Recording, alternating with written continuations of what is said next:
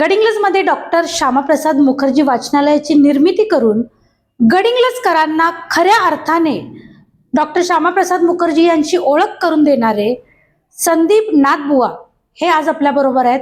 पश्चिम बंगालमध्ये भाजपाचा जो विजय झाला त्या विजयाचं संपूर्ण श्रेय सर्वच प्रसार माध्यमांनी फक्त आणि फक्त डॉक्टर श्यामाप्रसाद मुखर्जी यांनाच दिलं। या विजयाबद्दल आपलं मत व्यक्त करणार आहेत संदीप नाथबुवा। जय श्रीराम। परवा संपूर्ण भारतामध्ये 5 राज्यामधील जे निकाल लागले त्या निकालाच्या अनुषंगाने जर विचार केला तर पश्चिम बंगाल असो, केरळ असो, पॉंडिचेरी असो, तमिळनाडू असो, निकालाचा अनुषंग जो होता त्या अनुषंगाने जर विचार केला तर पश्चिम बंगाल हे भारताच्या दृष्टिकोनातून फार महत्त्वाचं होते ह्यावेळची निवडणूक।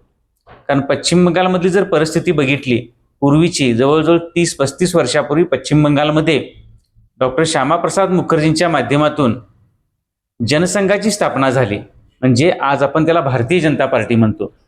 या भारतीय जनता पार्टीचा पूर्वीचा इतिहास हा जनसंघापासून सुरू होतो।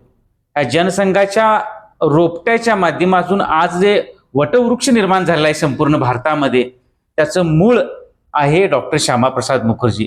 जवळजवळ लाखो कार्यकर्त्यांचा याच्यामध्ये पश्चिम बंगालमध्ये त्याग आहे, समर्पण आहे आणि निष्ठेचा तर प्रश्नच येत नाही। आज जे यश मिळालं हे श्यामाप्रसाद मुखर्जींना हे समर्पित यश आहे। केरळमधली परिस्थिती सुद्धा बदलत चाललेली आहे। पॉंडिचेरी असो, त्याचबरोबर तमिळनाडू असो, ज्या राज्यामधले जे निकाल मिळाले हे त्यागाचं प्रतीक आहे। 370 कलम हटवण्याचा प्रयत्न डॉक्टर श्यामाप्रसाद मुखर्जींनी पहिल्यांदा केला। त्यावेळी आपल्याला काश्मीरमध्ये जाण्यासाठी परमिट लागायचं। 1950ला लोकसभेमध्ये त्यांनी आंदोलन केलं।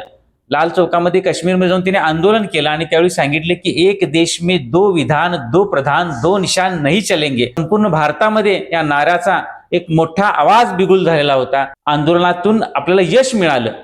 त्यानंतर आपल्याला काश्मीरमध्ये जाण्यासाठी मुभा मिळायला लागली, कारण काश्मीर हा अविभाज्य अंग आहे भारताचा। त्यानंतरची परिस्थिती ही बदलत गेली आणि आज जे पश्चिम बंगालमधलं जे यश आहे त्याला यशाला कारणीभूत हे डॉक्टर श्यामाप्रसाद मुखर्जी आहेत।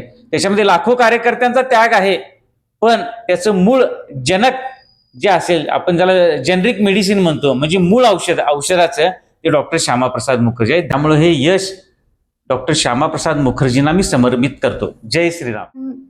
जनगर्जना लाईव्ह साठी कॅमेरामन पृथ्वीराज सह लता पालकर, गडिंग्लज।